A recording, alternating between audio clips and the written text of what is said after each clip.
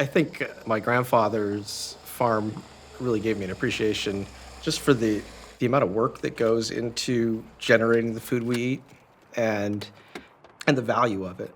It takes all your attention, it takes a lot of time, and it takes knowing what you're doing. So my name is Phil Stewart. I am global breeding director for strawberries for North America.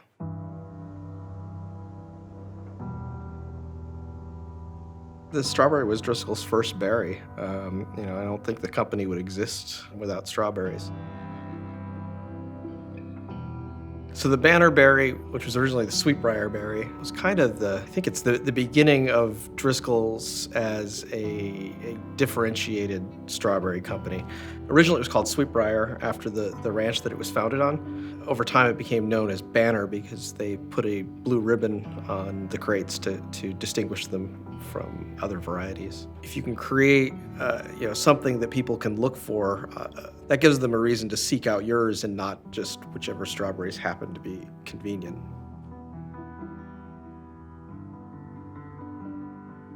When you think of just the image and appearance of a strawberry, Driscoll's has always had really high standards in terms of appearance. We sort of focused on this idiotype of a sort of heart-shaped, glossy, very uniform strawberry with a nice green calyx.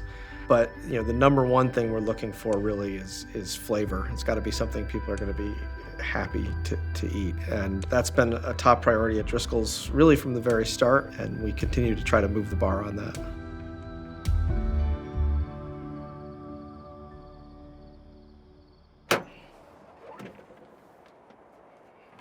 I think for me, the most exciting moment every year is that first walk through the seedling field once the season has started. I think it's just really exciting to kind of see, there's a real sense of possibility.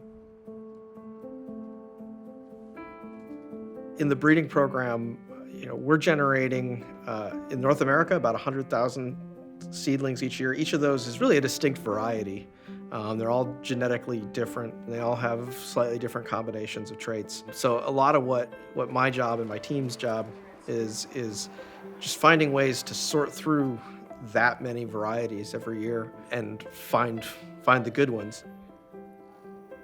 Of that 100,000 seedlings that we evaluate, only 1% are even going to go to the next stage. So each year we're going to evaluate a little more closely, but we're also going to drop off selections each year that haven't met the standards.